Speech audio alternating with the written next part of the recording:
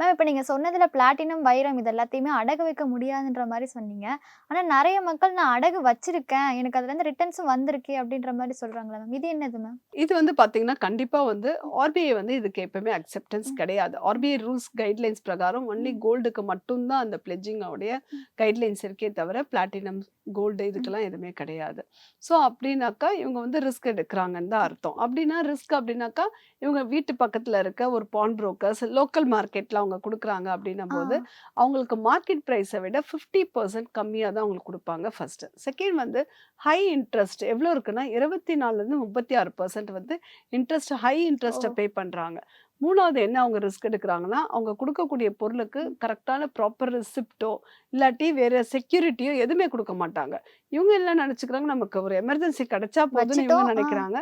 But அவங்க கிட்ட இவங்க ஏமாறுறோம் அப்படின்றது தெரியல. நாளைக்கு வந்து ஆர்பிஐ நார்ம்ஸ் இல்லாதம்போது நீங்க ஒரு கம்ப்ளைண்ட் பண்ணணும் அப்படின்னா, போலீஸ் ஸ்டேஷன தாண்டி நீங்க வேற எதுவுமே கம்ப்ளைண்ட் பண்ண ப்ரூஃப் முடியாது. கூட இல்லாதம்போது அங்கேயும் எஸ். நிக்காது. அதேபோல பான் புரோக்கர்ஸ் ம். நாளைக்கு அவங்க போயிட்டாங்கன்னா, உங்ககிட்ட எந்த ஆதாரமும் கிடையாது.